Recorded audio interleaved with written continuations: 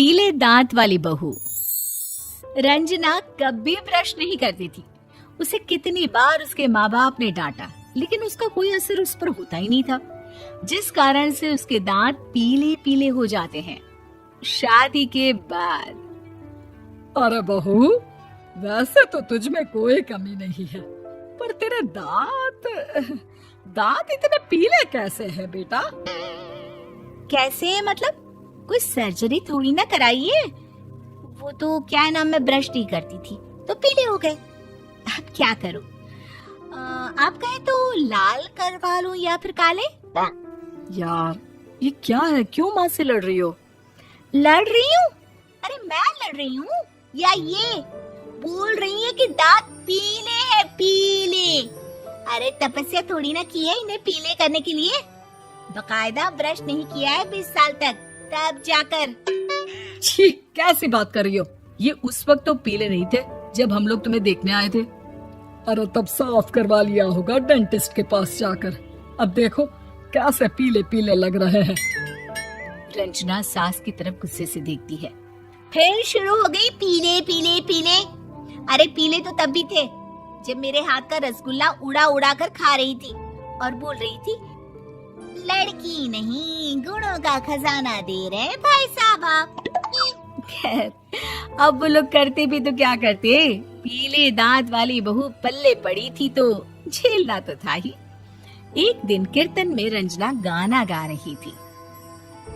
अरे कमला बहन, माँ का द्वार है, यहाँ तो सब शुद्ध होकर आते हैं, फिर अपनी बहू को ब्रश भी नहीं करवाती तुम।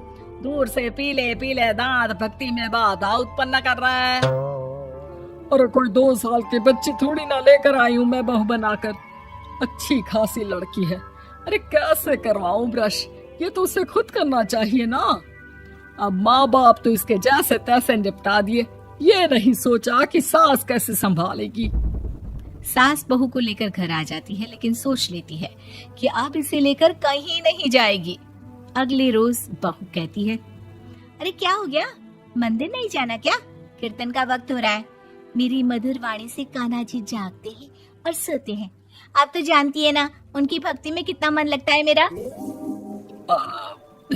वो क्या है ना, तबीयत ठीक नहीं लग रही है मेरी, आराम करूंगी मैं। तबीयत ठीक नहीं लग रही? अभी तो मिथुन के गाने पर नाच रही थी आप, और अब बोल रही है कि तबीयत ठीक नहीं लग रही। अरे भक्ति में मन लगा लो सासू माँ, ऊपर जाना है, क्या मुंह दिखाओगी आप? हाँ?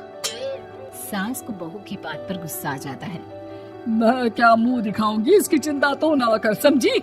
अपने मुंह की चिंता कर, जो ये पीले पीले दांत लेकर हर जगह पहुंच जाती है। पता है लोग कितना मजाक बनाते हैं। ना जी ना, मैं नहीं जाना कहीं तेरे साथ। तो ये बात है। कोई ना, मत जाओ, मैं अपने कमरे में ही बैठकर भक्ति कर लूंगी। ऊपर वाला दांत थोड़ी ना देखता है, मन देखता है, भावना देखता है। और अरे बस बस, तू सब कुछ दिखा, बस ये सफेद चमकदार दांत ना दिखाना किसी को, है? जा यहाँ से। बहू को सास की बात का कोई फर्क नहीं पड़ता, वो तो जैसी थी वैसी ही रह जाती है। सुबह नहाकर किचन में खाना बनाना, फिर खाना खाना, कीर्तन भजन करना और सो जाना। एक दिन, माँ जी मैं सहेली के घर जा रही हूँ, शाम को लेट आऊंगी। हाँ, तो जाना, मैंने कौन सा तेरी आरती करनी है घर पर बैठकर। रंजना सहेली के घर जाती है, जहाँ वो पार्टी में जाने की तैयारी कर रही होती है। अरे शिखा, कहाँ जाने की तैयारी कर रही है? मैं गलत वक्त पर आ गई क्या? अरे नहीं यार, उल्टा सही वक्त पर आई है। मैंने ये साड़ी और ज्वेलरी निकाली है यार, शाम को इनके ऑफिस की एक पार्टी में जाना है। बताना कैसा लग रहा है ये सब? नहीं यार, इस ड्रेस के साथ तो वो वाली ज्वेलरी अच्छी लगेगी। हाँ सही बोल रही है, मैंने ध्यान ही नहीं दिया। वैसे तो हमेशा से मस्त फैशन सेंस रखती है। तो बड़ा जाती होगी ना पति के साथ पार्टी में। रंजना कुछ नहीं बोलती, बस सोचती है कि यार काश ये बात सही हो जाती। पर मैं क्यों नहीं जाती पार्टी में? क्या इन लोगों की कोई पार्टी होती नहीं होगी?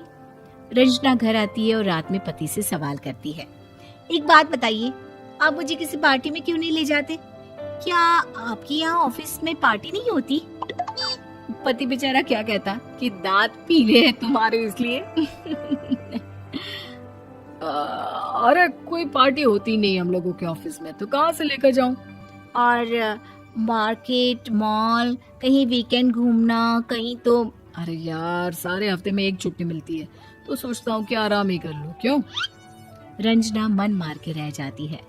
पहले कभी सास के साथ मंदिर जाया करती थी, लेकिन वो भी सास ने ले जाना बंद कर दिया। घर बैठी बैठी रंजना बोर हो जाती है।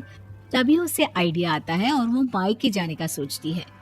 सासू माँ, 2 दिनों के लिए मम्मी के घर जा रही हूँ। अच्छा ठीक है, आराम से जा। और हाँ, माँ से कुछ अच्छी आदत सीख कर आना कि कैसे शरीर के हर भाग की तरह दांतों की सफाई भी जरूरी होती है, समझी? शुरू हो गई ना आप। वो लोग आपकी तरह नहीं है कि छोटी छोटी बात का बतंगड़ बना दे। उन लोगों के लिए मैं मायने रखती हूँ, ना कि मेरे पीले पीले दांत। रंजना माँ को बिना बताए उन लोगों को सरप्राइज देती है, लेकिन जैसे ही वो दरवाजे पर पहुंचती है, अंदर देखती है कि घर वाले कहीं जा रहे होते हैं। अब माँ, काश रंजना दीदी के दांतों वाली प्रॉब्लम नहीं होती, तो वो भी हम लोगों के साथ चलती ना बुआ जी की बेटी की शादी में। हाँ बेटा, लेकिन अब उसे कौन समझाए कि उसको उसके पीले दांत नहीं दिखते, लेकिन उसके आसपास के लोगों को कितना एम्बैरेसिंग फील कराते हैं।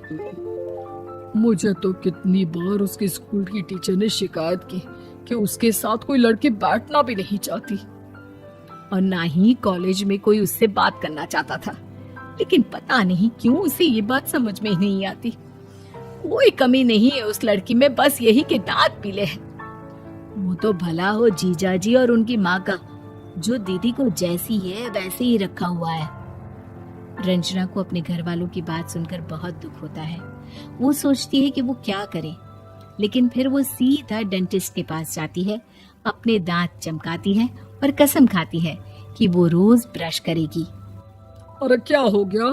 तुम तो 2 दिनों के लिए गई थी ना, पर कोई ना, अच्छा है, चलो आ गई तो। रंजना सास के सामने आकर खड़ी हो जाती है और पूरी स्माइल करती है, उसके चमकदार दांतों को दिखाती हुई। हैं? चले मंदिर? माँ, मुझे माफ कर दीजिए, मैंने आप लोगों को बहुत एम्बैरेसिंग फील करवाया। मैं आज से रोज। दोस्तों, हमें उम्मीद है कि आपको हमारी ये कहानी पसंद आई होगी। कृपया हमारे चैनल को सब्सक्राइब करें और सभी अपडेट्स के लिए बेल आइकन जरूर दबाएं। और हाँ, वीडियो लाइक और शेयर करना मत भूलिएगा। Bye bye.